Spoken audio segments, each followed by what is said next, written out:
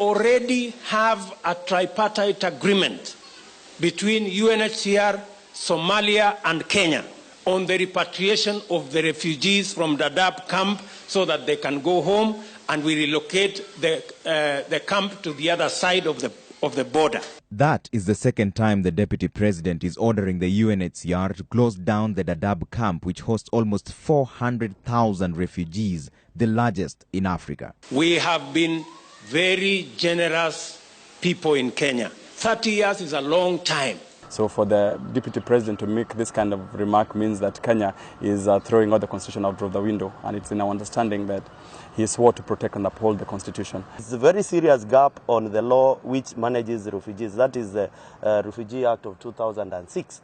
And as a caucus, we have looked at that law, and we are proposing even to repeal the entire law. I think it is regrettable and absolutely despicable that the Deputy President who holds such high office would offer such unthought utterances. It is not based in law, it is not based in logic.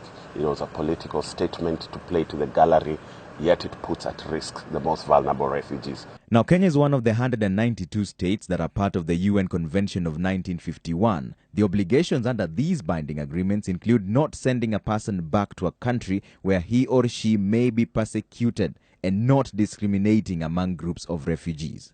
And also, we are breaking our obligations. We have obligations which are international obligations and obligations to this constitution as well. So we need to think out these things more clearly. Yeah. UNHCR and other international communities have not been able to guarantee Kenyan security from their own camps. A tripartite agreement signed in November 2013 established a legal framework for the voluntary repatriation of Somali refugees in Dadaab. The key word here being voluntary. This is a collective, it's a world issue. It's for the entire United Nations of humankind.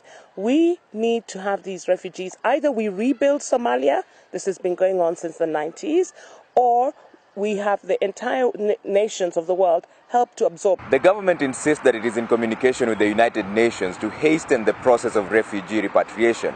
But the officials at the UNHCR insist that they have not received any official communication from the government.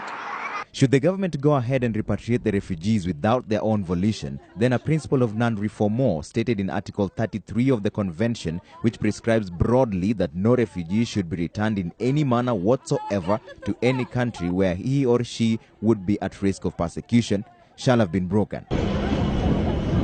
Trevor Ombija, NTV.